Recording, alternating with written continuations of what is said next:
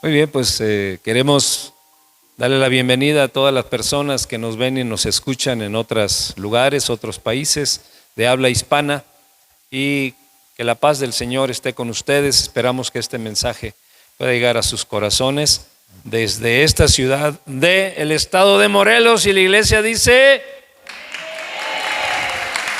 muy bien.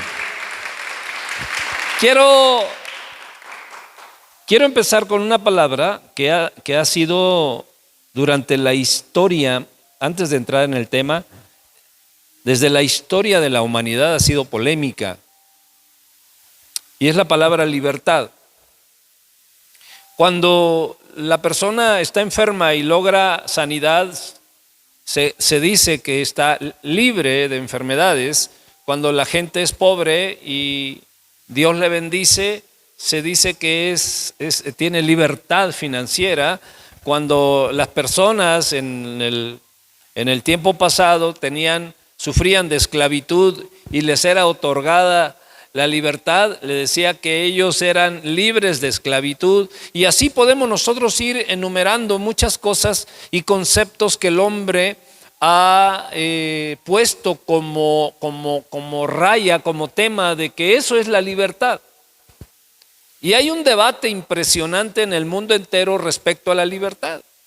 Hay libertad de expresión, y sin embargo la libertad de expresión, pues se piensa que la libertad de expresión es que todo el mundo puede decir lo que se le pega la gana sin respetar a nadie. Y bueno, entonces empezamos a darnos cuenta que todo tipo de libertad conceptual del hombre siempre va a rayar en excesos y siempre va a rayar en equivocación. Sin embargo, hay alguien que nos hizo libre. Yo soy libre. Y esa es la libertad verdadera que el ser humano puede tener. Porque el ser humano puede tener libertad financiera, puede tener libertad para andar en las calles, puede tener libertad en materia de salud, puede tener libertad en todo tipo de cosas, pero si no tiene la libertad en Cristo Jesús, pues sigue siendo esclavo. Sigue siendo esclavo. Y nosotros hemos sido libres. Y conoceréis la verdad, y la verdad te hará libre. Entonces el concepto de libertad que el hombre tiene, que ha creado, realmente es un concepto nada más, pero no es verdadera libertad. Porque cuando es libre de una cosa, se hace esclavo de otra, y cuando se hace libre de otra, se amarra en otras dos o tres. Y entonces la palabra libertad en el mundo natural y en el mundo de la humanidad es una palabra que no tiene salida. Es más, no tiene ni entrada, sino simple y sencillamente es un concepto de la vida. Pero en Cristo Jesús somos verdaderamente libres. Levante su mano y diga: en Cristo Jesús soy verdaderamente libre. Yo no soy libre, diga, yo no soy libre por un concepto humano, por una filosofía o por una religión. A mí me hizo libre Cristo Jesús. Muy bien.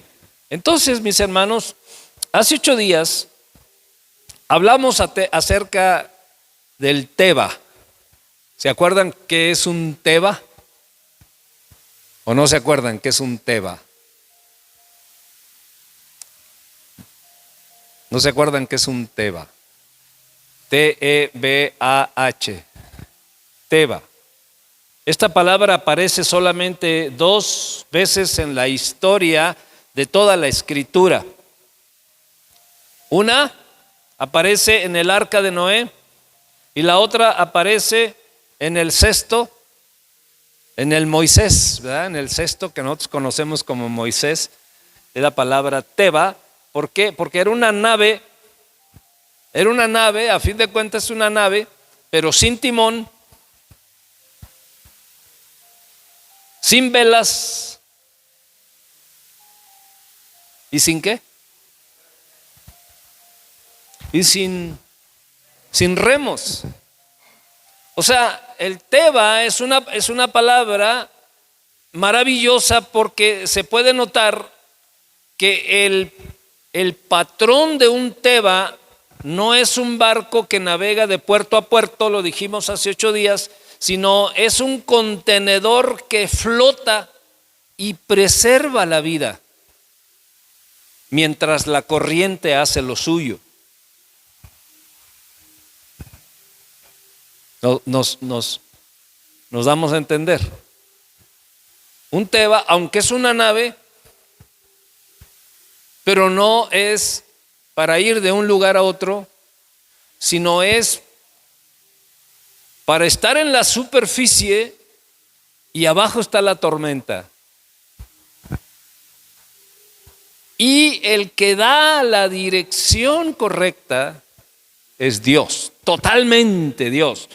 ¿Por qué no le puso Dios al arca? ¿Por qué no le dio instrucciones a Noé para que al arca le pusiera timón? Porque no quería que Noé interviniera. ¿Por qué no le dijo, mira, aquí vas a poner el mástil y vas a poner velas? Porque no quería que el viento interviniera, ni la mano del hombre interviniera. ¿Por qué no le dijo, le pones remos? Porque no quería que el hombre le diera ni fuerza ni dirección al Teba, porque era un proyecto de Dios. Sí le dio muchas instrucciones de cómo hacer el Teba. Y ahí tenemos toda la libertad para crear todos los Tebas que nosotros queramos. Todos. Tebas económicos, familiares, sociales, morales, educativos, laborales.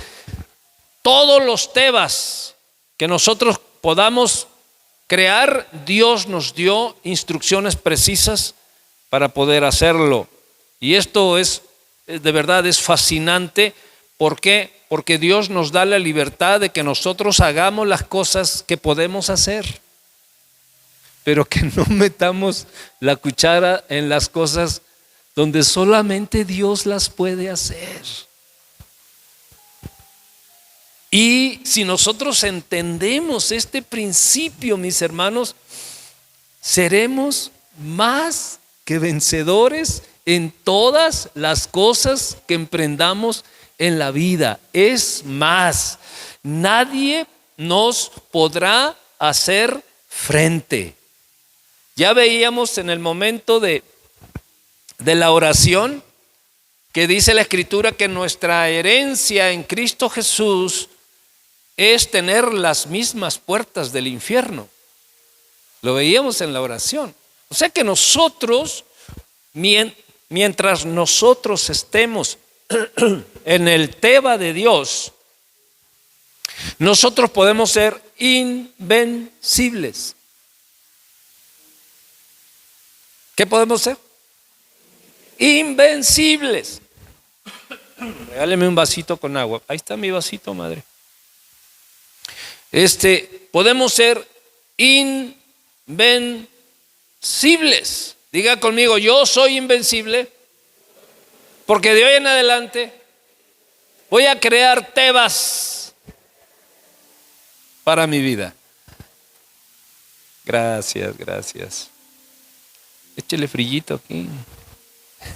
Tantito. Gracias. Un aplauso para las edecanes.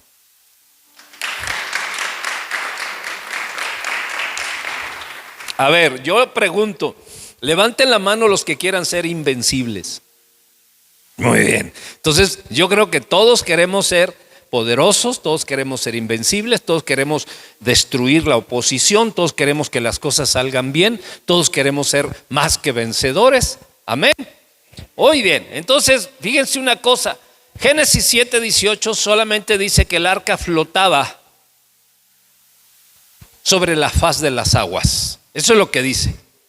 O sea que el control de la ruta 100% era externo, no era interno. Era soberanía divina en estado puro. El hombre no interviene, el hombre no metió la mano y el plan de Dios se cumplió a la perfección. ¿Y quiénes fueron los más que vencedores? Noé, su esposa, sus hijos y sus nueras. ¿Y quiénes fuimos los más que vencedores porque Noé no metió las manos? Todos los que estamos aquí. Entonces, cuando nosotros creamos Tebas, escúcheme esto, me emociona.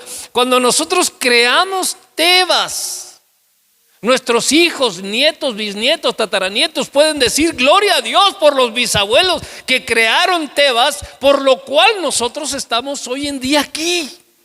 Denle un aplauso al Señor.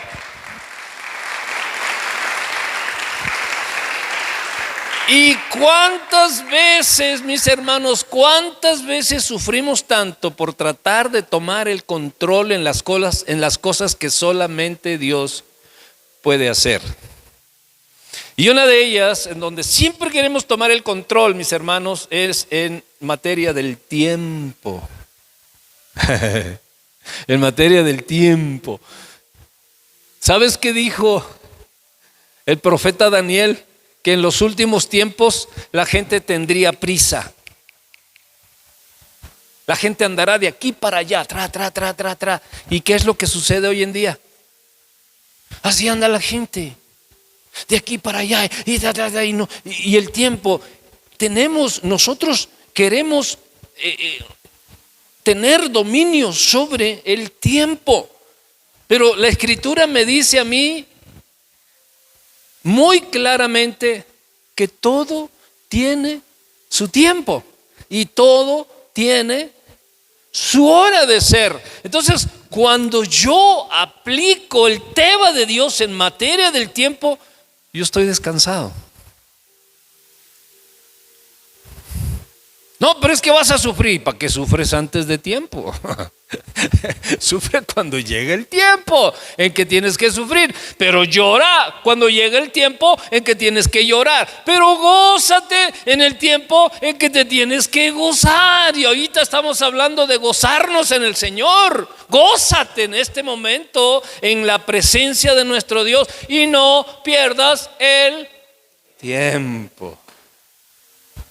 Y siempre que nosotros queremos meter la mano en el tiempo, estamos enojados, estamos, ¿cómo se llama?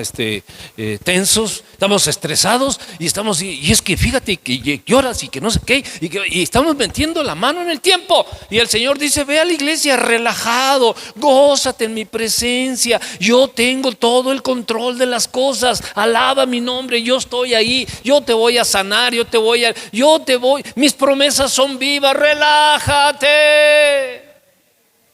Diga conmigo: relájate. Otra vez. Que se oiga fuerte. Relájate. Dios está en control. Dios está en control verdaderamente.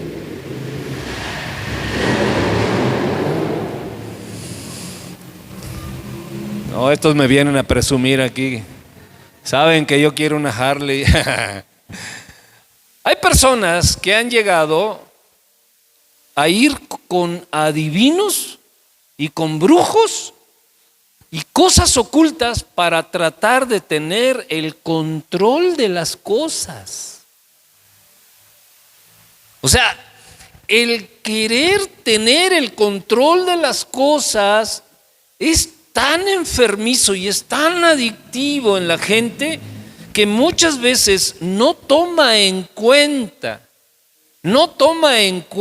la soberanía de Dios, ni toma en cuenta los tiempos de Dios, porque quieren tener el control y entonces pierden y siguen perdiendo el derecho en Dios.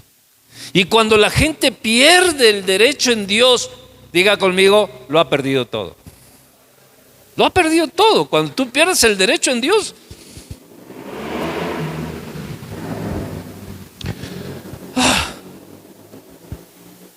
Como el rey Saúl, en 1 Samuel 15:22, dice: ciertamente el obedecer es mejor que los sacrificios, y el prestar atención que la grosura de los carneros. Y dice el 23: por cuanto tú desechaste la palabra de Dios, Él también te ha desechado para que no seas rey. Dios nos ha puesto a reinar sobre muchas cosas. Él nos dio derechos de reinar sobre muchas cosas, pero en otras no. Por ejemplo, le dijo a Adán y a Eva: de todo puedes comer, puedes andar aquí, puedes andar allá, puedes comer frijolitos, puedes comer esto, puedes matar un animalito, puedes de todo, pero de este no. No, pues ahí vamos, ¿no? No, a ver, ¿y cómo que de este no? ¿Y por qué no? Y pues es que, o sea, espérate, ¿y por qué? A ver, diga conmigo, ¿y por qué? Y bueno, vemos las consecuencias de querer tener el control. Entonces, mis hermanos, esto es tan adictivo que todo pudo haber empezado como un capricho o como herencia de pensamiento, como herencia de pensamiento o como un capricho. La alarma de la bomba. Entonces, esto, mis hermanos, es más profundo de lo que podemos ver a simple mirada. Cuando hemos perdido el derecho o cuando hemos entrado en ese abismo de la manipulación, mis hermanos, todo lo vemos a través de esa mirada. Todo lo vemos a través de ese pensamiento y todo lo vemos a través de ese concepto. Por eso digo que es más profundo de lo que podamos ver a simple mirada. Porque siempre que nos afanemos en tener el control de las cosas y la vida, podemos estar rompiendo la bendición, no solamente para nosotros, sino para nuestros hijos y para las siguientes generaciones. Es impresionante cómo una influencia es automática. Una influencia es automática.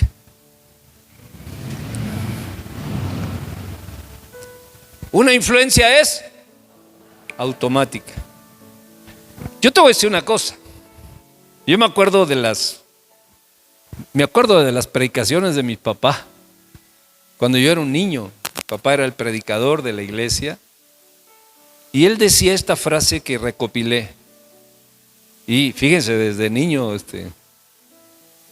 dice: los hijos hacen lo que ven hacer a sus padres, no lo que los padres les dicen que hagan. ¿Escuchó? Los hijos hacen, o sea, las siguientes generaciones hacen lo que ven hacer a los padres, no lo que los padres les dicen que hagan. Por eso, mis hermanos, es que la bendición en Dios es generacional o la maldición es generacional. En cierta forma podemos decir: ¿qué culpa tienen los hijos? ¿O no? ¿Qué culpa tienen los hijos?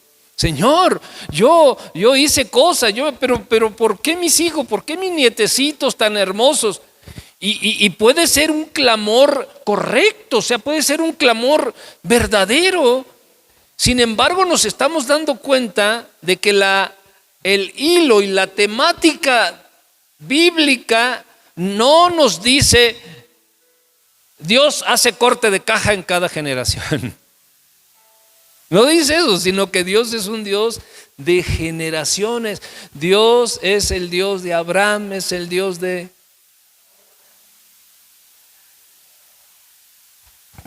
¡Wow! El Dios de Abraham, el Dios de Isaac, el Dios de Jacob. y es el Dios nuestro, porque desde entonces ha sido un Dios de generaciones. Entonces, por eso, mis hermanos, es bien importante esto que les comento, que mi papá nos decía, que los hijos no hacen, o más bien dicho, los hijos hacen lo que ven hacer a los padres, no lo que los padres les dicen que hagan. Y unos padres o unas personas en influencia que se salieron de la bendición que Dios pone en el hogar cristiano, tendrá repercusión en los hijos de manera automática. Es lo que dice, establece la Escritura. Por eso es indispensable que instruyamos a los hijos, no con información cristiana, sino con demostración cristiana. ¿Cómo dije?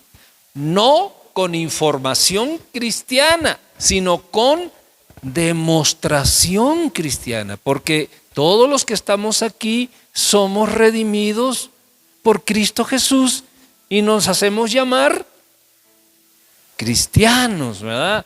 Salvos, la familia de Dios. Y entonces nosotros podemos asegurar nuestro teba generacional siendo cristianos de demostración. Voy con eso, mis hermanos. Porque muchas veces se da un fenómeno triste cuando solo damos información a los hijos y no damos esa demostración cristiana. Y voy a, después de abordar la palabra libertad y después de abordar la palabra teba, quiero abordar otra palabra que está amarrada a esto, que es una de las connotaciones del tema que estamos viendo, mis hermanos, y es la palabra hipocresía. Fíjense, la palabra hipocresía, la palabra hipócrita surge de aquellas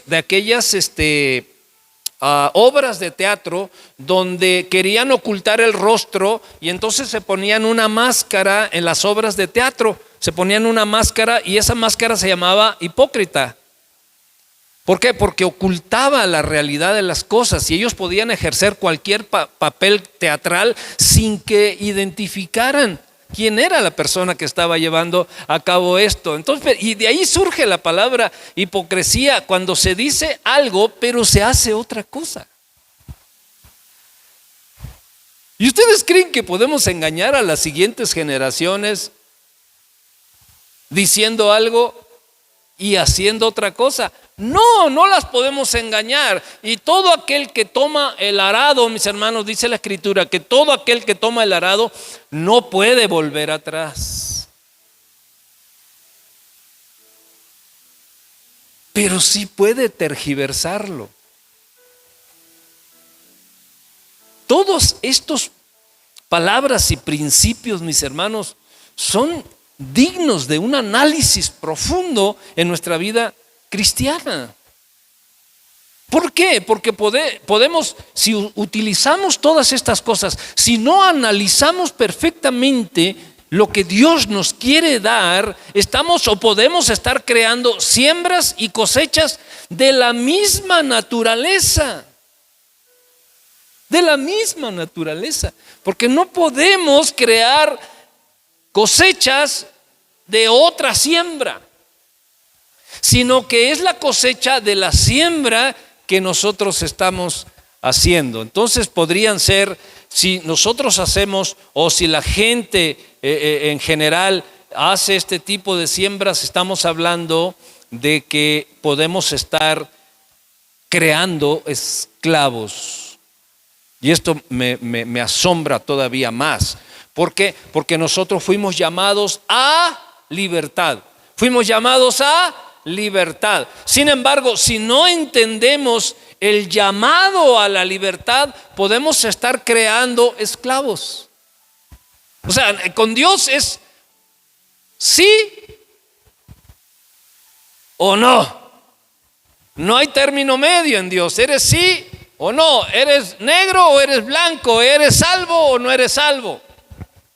¿Estás en la verdad o no estás en la verdad? O sea, Dios es así de radical. Es así de radical. Entonces, cuando nosotros entendemos el principio del cual estamos hablando, vamos a entender o creamos generaciones en libertad o creamos generaciones en esclavitud. Y déjenme decirles, ¿qué quiere decir esclavo?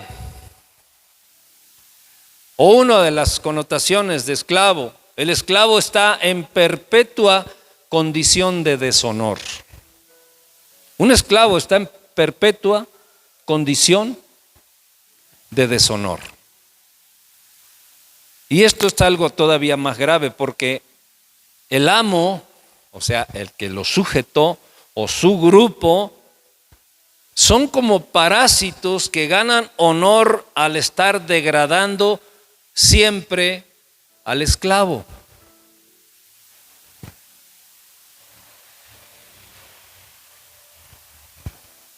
Esto es tremendo, mis hermanos.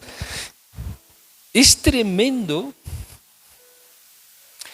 Hoy en día se está viviendo una situación a nivel mundial escalofriante.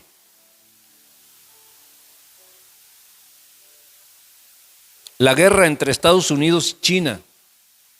Y Estados Unidos dice, toda América y Europa es mío. Y todo lo demás es tuyo, pero Europa y América déjamelo. Y acaba de hacer una cumbre Estados Unidos con los presidentes de América Latina, menos México, ni Colombia, ni Brasil, ni otros dos por ahí. ¿Y qué les dijo? Les dijo, México es el centro ¿del qué? De los cárteles y del crimen, y tenemos que atacarlos. ¿Qué es lo que Estados Unidos quiere? Lo que Estados Unidos quiere es invadir México con sus tropas. ¿Y sabes cuándo las vamos a sacar? Una vez que nunca. ¿Y sabes qué sucede con los países que invade Estados Unidos? Los destruye, les chupa, les roba todo, absolutamente todo. ¿Por qué? Porque lo que ellos están acostumbrados es a formar esclavos y ganar honor de la deshonra de los esclavos. Esa ha sido su historia desde el inicio. A México le robó más de 2,5 millones de kilómetros cuadrados desde el inicio. Mis hermanos, es solamente cuestión de ver la historia. No estoy hablando de política, estoy hablando de historia. Entonces, cuando alguien quiere tomar siempre el control de las cosas, lo que tiene una probabilidad muy alta, no de crear generaciones en libertad, sino crear generaciones en esclavitud y vivir de la explotación del esclavo.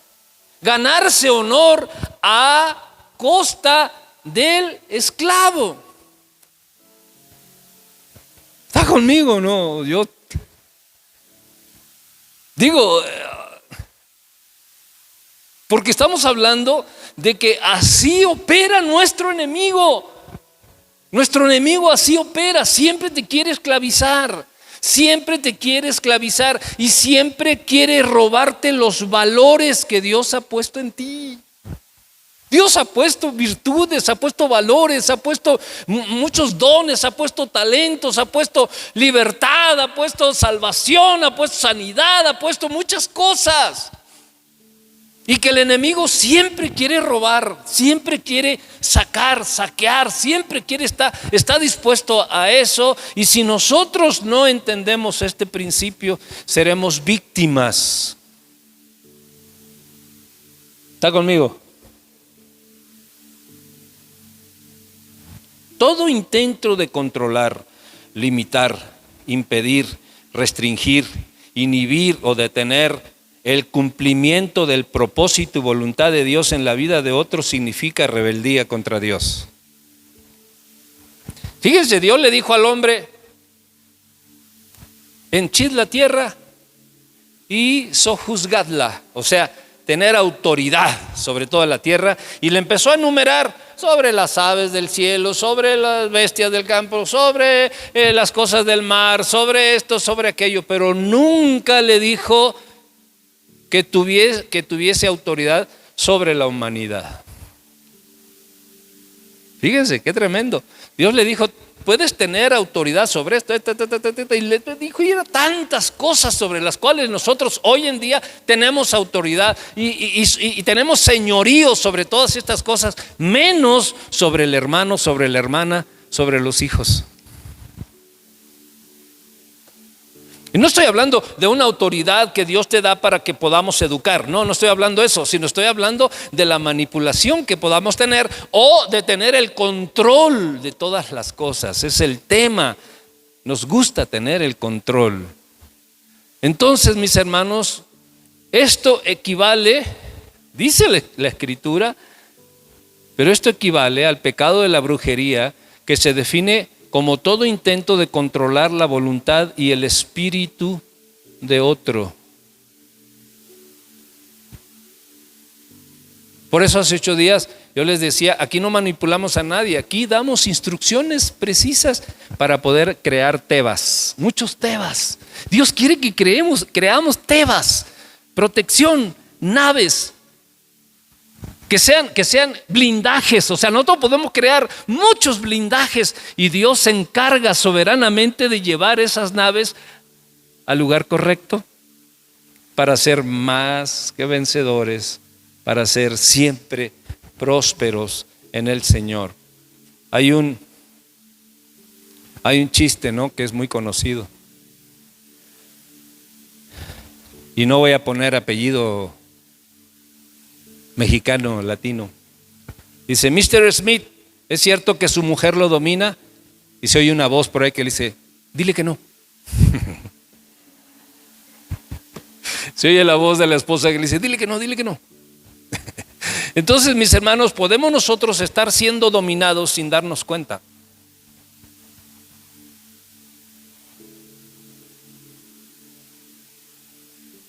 Podemos estar siendo dominados sin darnos cuenta.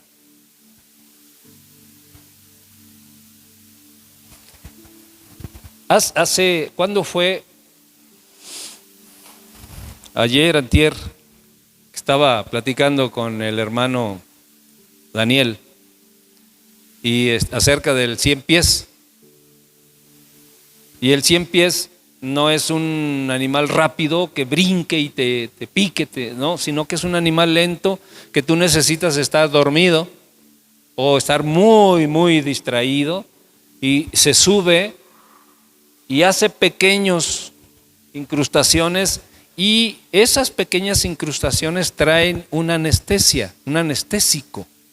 Entonces, hace cuenta que te incrusta primero así la punta de la garrita, ¿no?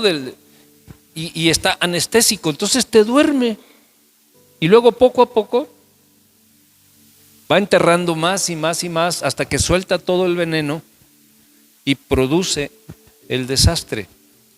¿Sabes que la manipulación adormece?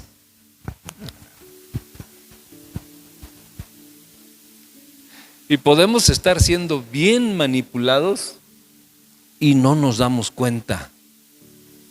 Hasta que decimos: bueno, ¿por qué yo y por qué no me pasa lo que yo anhelo que pase? ¿Y por qué no suceden las cosas que deben de suceder? Debemos de hacer un análisis para ver si estamos siendo manipulados o si somos manipuladores. Porque ese es el producto final, siempre querer tener el control de todo. El producto final es el desastre. ¿Por qué? Porque rompemos la seguridad de las vidas de los hijos, de la familia y de las generaciones. Por último, mis hermanos, ¿cómo crear un teba? Porque ya hemos hablado mucho acerca del tema de querer tener el control. Pero ¿cómo podemos crear un teba para que nos vaya bien? ¿Cómo lo hizo Noé? Punto número 1 de cómo lo hizo Noé: escuchó las instrucciones. Mis hermanos, cuando nos agobia un espíritu de querer tener el control, no estamos dispuestos a escuchar instrucciones. No tenemos un oído para escuchar instrucciones. Y lo primero que hizo Noé fue escuchar las instrucciones. Tenemos que aprender a poner atención de las instrucciones que Dios nos pueda estar dando, mis hermanos, porque somos muy distraídos. Aprender a poner atención, y poner atención, mis hermanos, es un arte muy poderoso. Aquella persona que aprende a poner atención a las instrucciones de Dios se convierte en una persona poderosísima.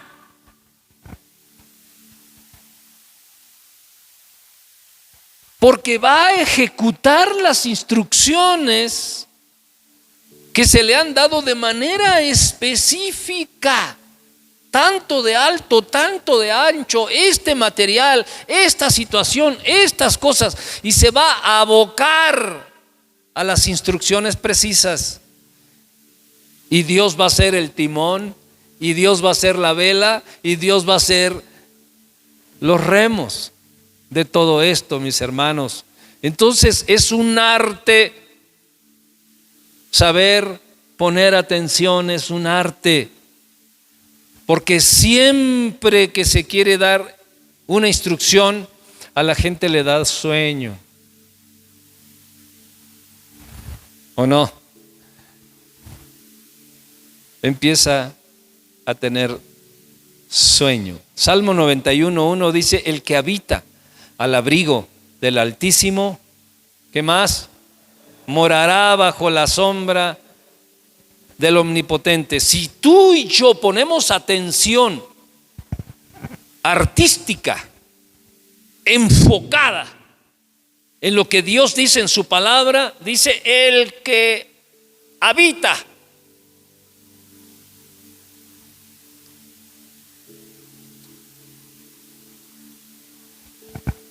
¿Dónde habitas tú? En la dirección de tu casa. ¿Cuándo vas a tu casa?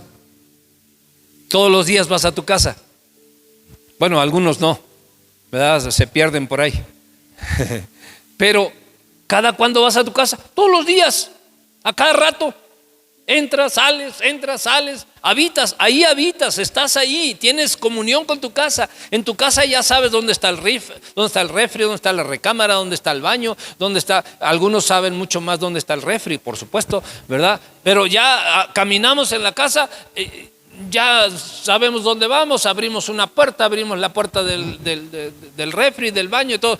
Tenemos comunión, tenemos comunicación perfecta donde habitamos.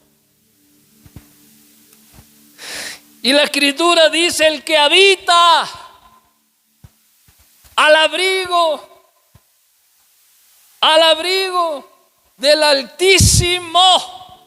O sea, el que tiene comunión constante, el que constantemente está con Él de mañana, de tarde, de noche, el que lee su palabra, el que asiste, el que siempre está ahí, obviamente está habitando bajo la sombra del Altísimo. Morará, dice, bajo la sombra del Omnipotente. ¿Qué es la sombra del Omnipotente? Acuérdense ustedes de que la sombra de Pedro, ¿qué hacía? Sanaba enfermos, levantaba los, o sea, la sombra que Dios puede ejercer en ti es una sombra de bendición, es una sombra de prosperidad, es una sombra de milagros. Pero es necesario habitar. Y nosotros podemos hacer un teba de habitación. que asegure el poder de Dios a nuestro alrededor. ¿Qué es habitar? Habitar es intimidad. Y dice el verso 9 de esa porción: porque has puesto a Jehová, que es mi esperanza, al Altísimo, por tu habitación. Otra vez vuelve a decir, por tu habitación. Habitar, habitar, habitar. Tener a Dios como primer lugar, tener a Dios como nuestro hogar, como nuestra comunión, como nuestro contacto personal, como nuestro anhelo, como nuestra oración, como nuestro clamor, como nuestro anhelo, como nuestro deseo, como nuestra habitación. Cuando eso sucede, mis hermanos, estamos creando un Teba maravilloso y Dios tiene la dirección. Veamos, mis hermanos, y con esto termino, veamos cuántos beneficios trae poner a Dios por nuestra habitación. ¿Cuántos beneficios trae poner a Dios por nuestra habitación? 1, morar bajo su sombra. 2, te librará del lazo del cazador. ¿Quién es el cazador? El diablo, que anda cazando almas. Si pones a Dios por habitación, nunca sufrirás el que el diablo caze tu alma. 3, de la peste destructora. No habrá una peste que llegue a tu casa, a tu familia, porque tú habitas bajo la sombra del Omnipotente. 4, por sus plumas te cubrirá. Una cobertura divina, altísima. 5, estás seguro. Una de las cosas que hoy en día no hay es seguridad. Pues si tú y yo creamos un tema de la habitación en Dios, estaremos seguros en medio de un mundo de inseguridad. Hace unos días estaba en el centro de la ciudad y veía cómo había una calle y todos los locales estaban cerrados. Todos los locales cerrados. Y yo le preguntaba a la gente que por qué están cerrados. Por inseguridad. Por la... ¿Cómo se llama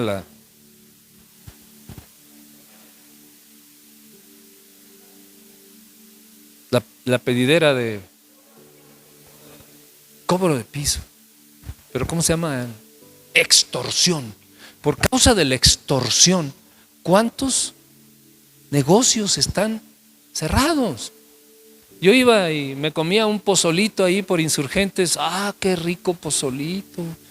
Ya no está cerrado. La bendición del pozolito, ahora hay que buscar. Dice Rubén que por ahí hay otros lugares de pozole también muy rico, pero pues ese lugar está cerrado. ¿Por qué? Porque estamos viviendo en un momento de inseguridad. Es tiempo de que nosotros podamos crear Tebas para que en medio de la inseguridad nosotros tengamos la seguridad. Siguiente es: no temerás al terror nocturno. Normalmente le tenemos miedo a la oscuridad, ¿no? Lo que no podemos ver, lo que no podemos, tenemos miedo. Dice el Señor: no temerás al terror nocturno. El que sigue dice: ni saeta que vuele de día. O sea, nadie podrá venir en contra tuya con amenaza que vuele de día, ni pestilencia que ande en oscuridad, ni mortandad.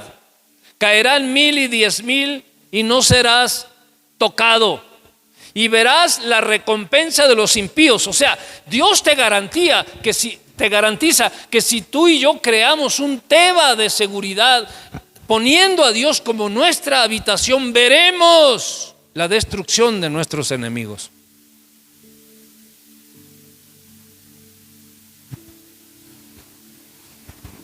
Y luego dice: sus ángeles mandará cerca de ti. ¿Ya cuántos llevamos?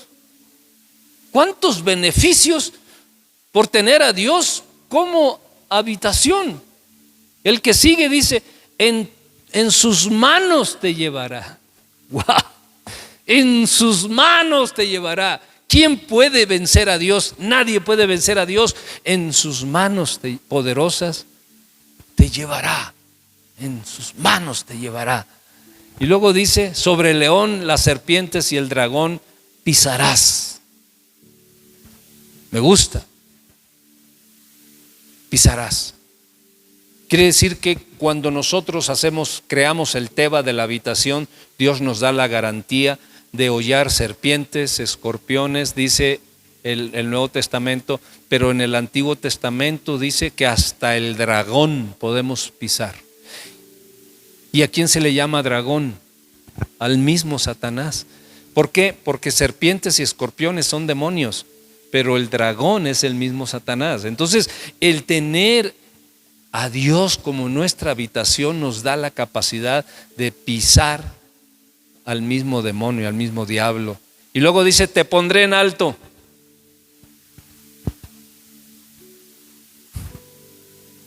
¿A cuánto les gusta estar en lo alto? En lo alto se ve mejor las cosas, panorama distinto, diferente, te pondré en alto. Dice el que sigue, me invocará y yo le responderé. O sea, tendrás respuesta clara y automática a tus oraciones si pones a Dios como habitación. Fíjense nada más cuánto beneficio con la creación de un solo teba. Un solo teba, mis hermanos. Un solo teba. Cuánto beneficio. Estará con nosotros en la angustia. ¿Qué mejor consuelo que la presencia de Dios en momentos difíciles? Y la promesa de Él es que estaré contigo en la angustia. El que sigue dice, nos dará libertad y nos glorificará. A veces tenemos miedo de decir que seamos glorificados unos y otros, pero la palabra de Dios nos dice que si nosotros hacemos de Dios nuestra habitación, Él nos dará libertad y nos glorificará. Ahí está, léalo. Ahí está en el salmo que acabamos de poner ahí, nos glorificará. Y por último dice, nos dará larga vida y salvación. Todo esto por poner a Dios por habitación. ¿Nos conviene poner a Dios por habitación? Yo creo que sí. Yo creo que sí. Nosotros podemos ser constructores de arcas. Dios nos da la capacidad para ser constructores de arcas. Nos da las instrucciones precisas, exactas, para ser constructores de arcas. Y Él pone lo imposible. Él pone la dirección, Él nos lleva a buen puerto, Él nos da la victoria, Él nos da la dirección, Él pone los tiempos, Él pone el dinero, Él pone la sabiduría, Él pone el propósito, Él pone la luz, Él pone la vida, Él pone la salvación, Él pone la verdad, Él pone la paz, Él pone la justicia, Él pone... Dele el aplauso al Señor, dígale gracias Dios.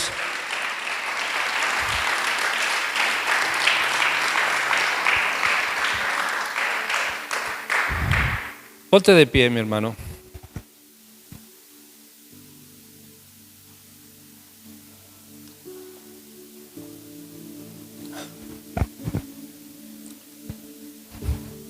Yo te pregunto esta mañana,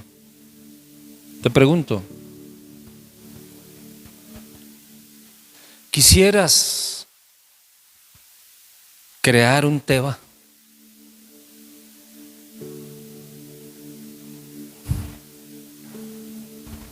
Levante la mano los que les gustaría crear un teba en Dios.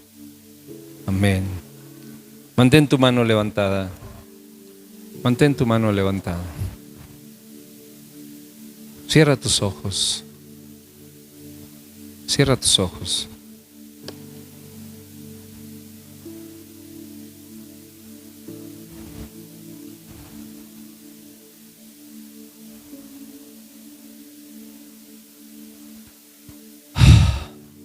Cierra tus ojos. Levanta tu mano. Dile, Señor, tal vez yo no sé hacer tebas.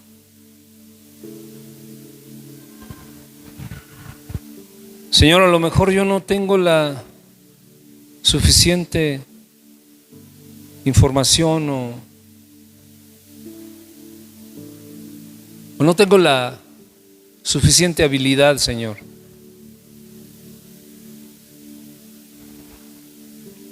Para crearlos. Porque tal vez, Señor, no he tenido la suficiente arte de la atención, Señor, para recibir las instrucciones precisas, Dios, que yo necesito. Y no he podido crear, Señor, o no he podido ser un creador de Tebas, donde Dios te pueda dar, Señor, la